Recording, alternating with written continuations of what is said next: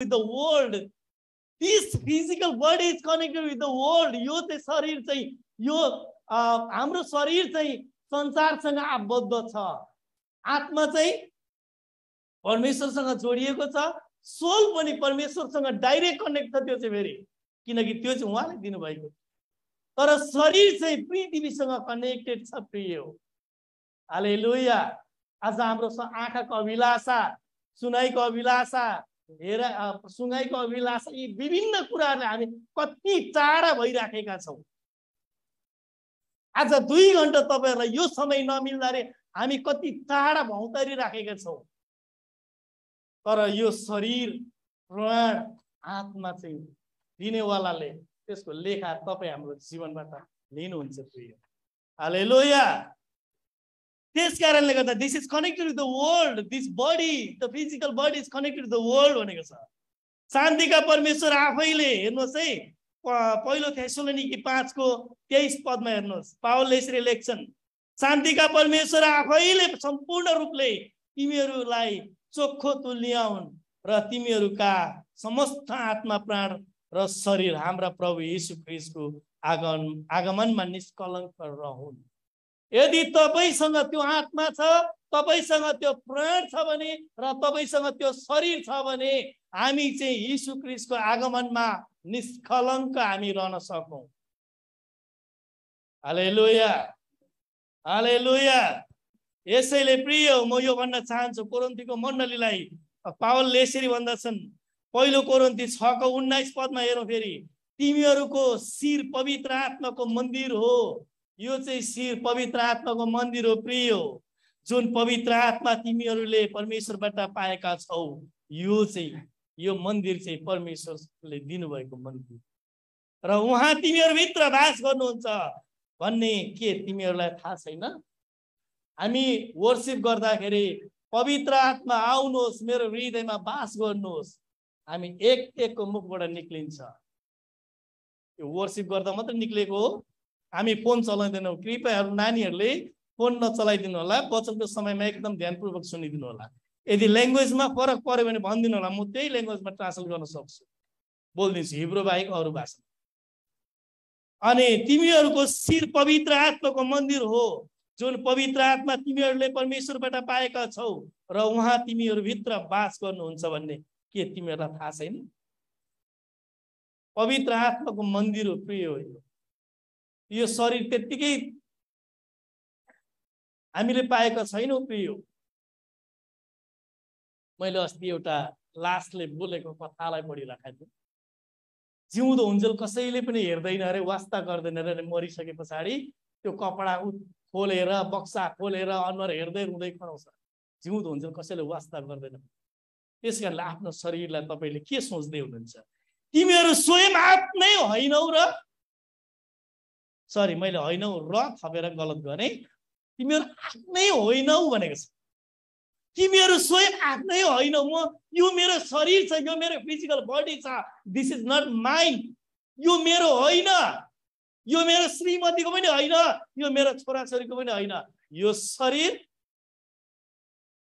आत्मा दिनुभएका परमेश्वरले हो, प्राण परमेश्वरले दिनुभएको हो, तर शरीर पृथ्वीबाट पाएको पृथ्वीमै जानेछ. हालेलुया. मैले 3 भागमा यो सृष्टि भएको छ. मैले अघि नै भनिसकेको छु प्रिय. यहाँ हेर्नुहोस्, अझै पनि सबै कुरा 3 भागमा बनेको छ. पृथ्वी, आकाश र समुद्र. पृथ्वीलाई एउटा शरीरको रूपमा तुलना गर्नुहोस्, सोच्नुहोस्. स्काई भनेको आत्मालाई सोच्नुहोस् र ओसियन समुद्र प्राणलाई सोच्नु. यो 3टा कुरो थिएन भने हामी यहाँ बास हुने थिएनौँ. पृथ्वी थिएन भने हाम्रो यहाँनिर यसरी एकअर्कामा भेटघाट हुने थिएन. न त मैले कसैलाई भेट्न सक्थे, न त तपाईहरुले मलाई नै भेट्न सक्नुहुन्थ्यो. यदि आकाश चाहिँ एउटा ग्यास हो, एउटा यो खुल्ला ठाउँ हो, त्यो चाहिँ एउटा आत्माको रूपमा हामीले सोच्न सक्छौं. र त्यस्तै गरेर समुद्र थिएन भने, यहाँ पानी थिएन भने हाम्रो जीवन रहन सक्ने थिएन. हालेलुया. यसैले प्रियहरू, म यहाँहरूलाई अझै पनि यो कुराहरू देखाउन चाहन्छु कि हामी पनि 3 कुरामा जन्मनु जरुरी छ र 3टा कुरामा मर्नु जरुरी छ। हालेलुया। 3टा कुरामा हामी जन्मिनु जरुरी छ र 3टा कुरामा मर्न जरुरी छ। हामी पनि प्राण आत्मा शरीरमा यो हामीले त्यति भ्यालुलेस छैन हाम्रो शरीर। म कहिलेकाहीँ सिग्नेचर गर्ने बेलामा म डर लाग्छ। अनि this is not my CPS signature भन्छ। हाम्रो कम्पनीमा चाहिँ जतिवटा ल्यापटपहरू तयार गर्छौँ, फोनहरू हामीले इमेजिङ गरिसक्छौँ, सबै सफ्टवेयर डाउनलोड गरिसके पछाडि चाहिँ अनि साइन गर्नुपर्छ पेपर वर्कमा। अनि त्यो पेपर वर्क पठाइदिनुपर्छ, मैले यो कन्फिगरेसन गरेको छु, यो इमेज गरिसकेको छु भनेर त्यो पेपर सहित उता जान्छ क्या। त्यहाँ चाहिँ इनिसियल गर्नुपर्छ। अनि म सिधै भन्छु म इनिसियल गर्नलाई, मेरो साइन गर्नलाई मलाई डर लाग्छ, किनकि मेरो चाहिँ एक्सपेन्सिभ छ भन्छु। भनेपछि त्यो लाइफ मेरो सिग्नेचर त्यति एक्सपेन्सिभ मैले सोच्दैछु भने मेरो जीवन के हो त? त्यति एक्सपेन्सिभ हुन्छ हाम्रो जीवन। Jesus will com 3 times. यीशु पनि 3 चोटि आउँछु भनेपछि यो मैले बोलेको वचन होइन, प्रिय हो।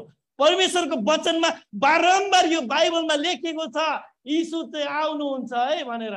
तर आज मैले बोलेको छु, योभन्दा अगाडिको वक्ताहरूले पनि धेरैचोटि भन्नु भएको छ। अनि तपाईँ हामीले वचन पढ्दा पनि यो कुरो ध्यान दिएका छौँ, यीशु चाहिँ फेरि आउनुहुन्छ भनेर। बच्चादेखि सुनेको होला, आकृतिले सन्डे स्कुलदेखि नै सुनेको होला, अनि कति तपाईँहरूले पनि सन्डे स्कुलदेखि सुनेर आउनुभएको होला, बच्चैदेखि सुनेर आएको होला यीशु चाहिँ आउनुहुन्छ है भनेर। तर अहिलेसम्म नआउँदाखेरि कतिले ब्याङ्कको पैसा खाइसक्यो, यीशु आउनुहुन्छ अरे, अब दोस्रो आगमन हुन्छ अरे भनेर। कतिले मासु, खसी, बोका, सुँगुर किनेर खाइसक्यो होला, यीशु अहिलेसम्म नआउँदा चाहिँ अब चाहिँ गलत रहेछ भन्ने कतिलाई लागिरहेको होला है त। तर समय हुन्छ, एभ्रिथिङ हेज अ टाइम। सबै कुराको टाइम हुन्छ त्यहाँनिर। अनि यस कारणले यहाँनिर भने चाहिँ Jesus will come on 3 times भने चाहिँ 3 चोटि आउनुहुन्छ। जिजस केम अन वर्ड, योना 1:1 भनेको छ यीशु चाहिँ आइसक्नु भएपछि एकचोटि होइन, वचनमा आइसक्नु भएको छ त्यहाँनिर योना 1:1 भनेको छ।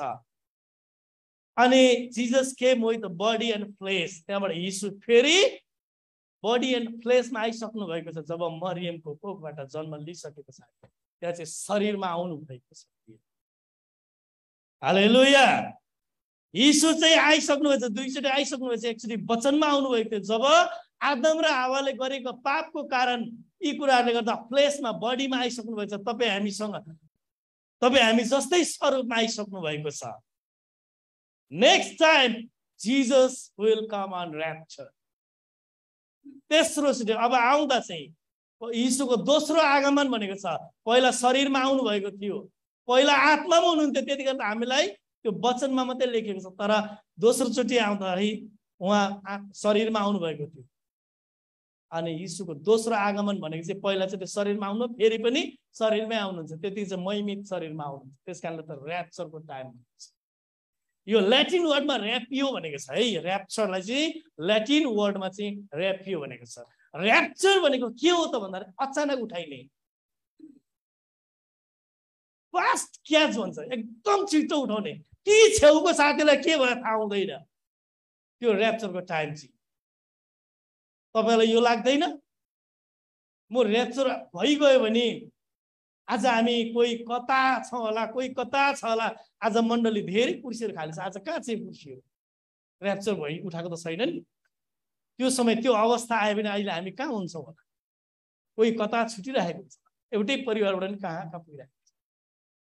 यो कुनै दन्त्य कथा होइन, यो वास्तविक घटना हो। यो आज मैले यहाँ अगाडि आएर दन्त्य कथा बनाएर भनेको होइन। यो वचनमाथि विश्वास गर्नुहुन्छ भने, यो किताबमाथि विश्वास गर्नुहुन्छ भने, यदि तपाईसँग यो किताब छ भने तपाईँले यस कुरालाई विश्वास गर्नुपर्छ प्रिय हो। Hallelujah. Jesus will come on rapture. त्यतिखेर र्याप्चरको समयमा आउनुहुन्छ। डेफिनेटली कम अन जिजस, अवश्य पनि आउनुहुन्छ। बाई एनी कस्ट, जस्तो सुकै अवस्थामा यीशु आउनुहुन्छ।